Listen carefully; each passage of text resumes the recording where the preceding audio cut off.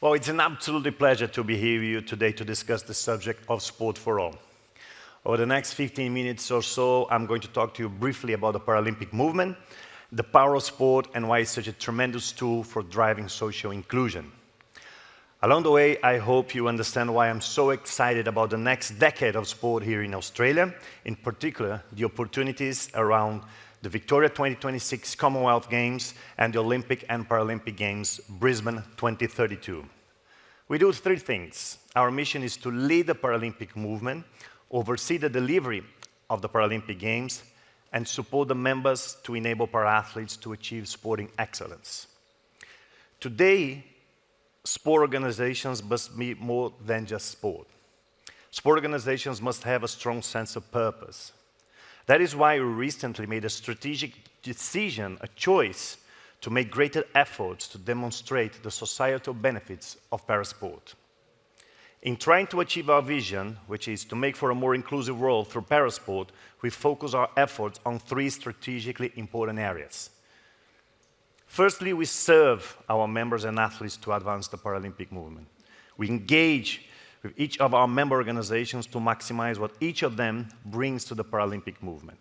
Secondly, we showcase athlete excellence through the delivery of transformative Paralympic Games, an event that is the biggest showcase of persons with disabilities on the world stage, and an event that attracts cumulative TV audience of each edition in excess of 4 billion people.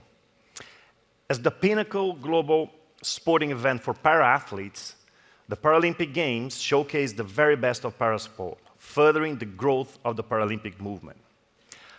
Our third strategic area, and this is very much related to purpose, it's how we drive impact through parasport, making for a better world and a more inclusive world, not just for our para-athletes. It's not only about the 4,400 athletes competing at the Paralympic Summer Games, but the world's 1.2 billion persons with disabilities who make up of 15% of the global population.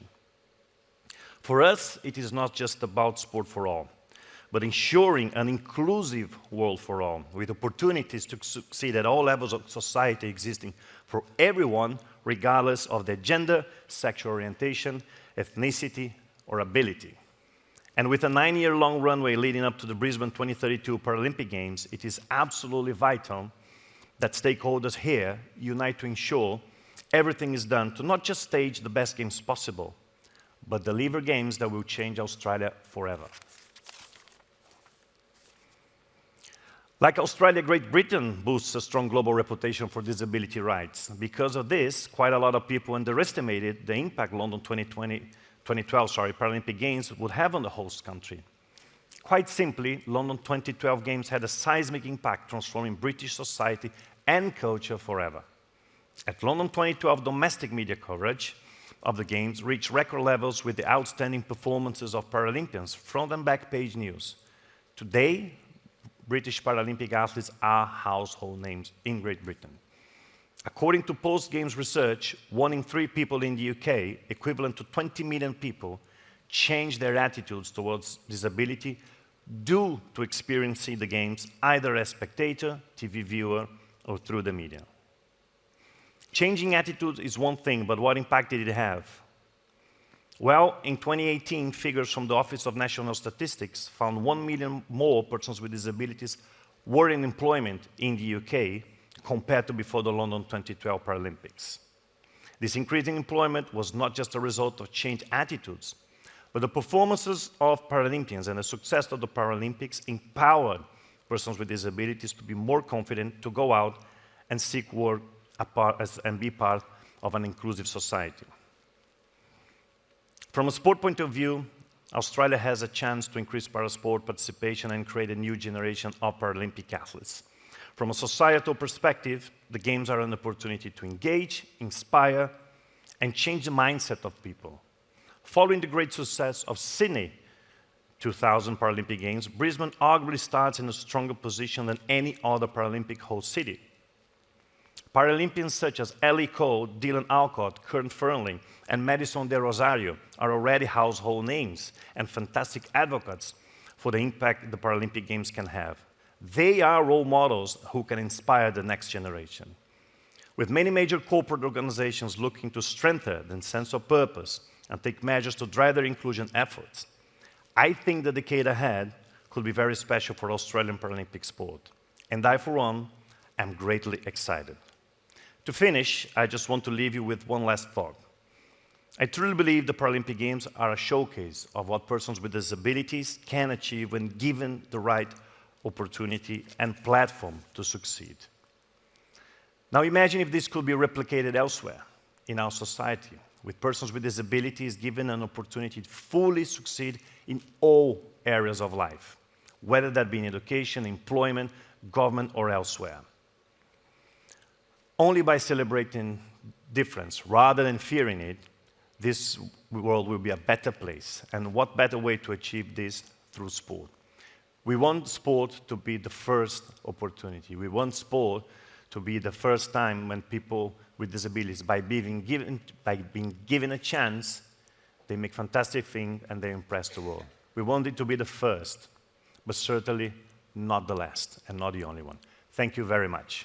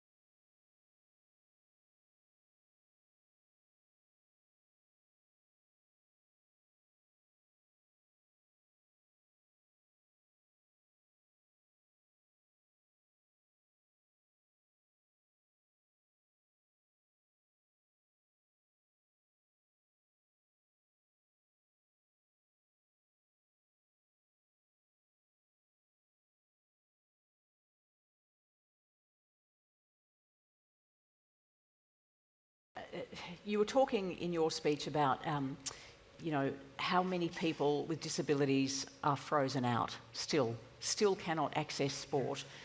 We know in this country we've had lots of discussions as well. They can't access jobs. They can't do so many things that the rest of us just take for granted. Here you've got a situation in sport where what's happening at grassroots is sometimes very different to what's happening at the elite end. You get to see that from both sides. You also get to see it from 200 plus countries' point of view.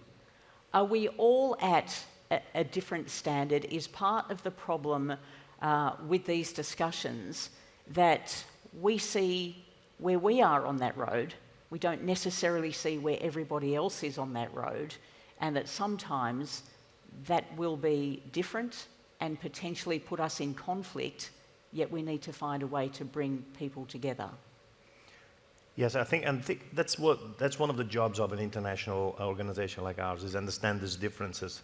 Of course, to deal with that in Australia is different from dealing with that in Costa Rica, in Brazil, in my country, in Kazakhstan. It's different everywhere.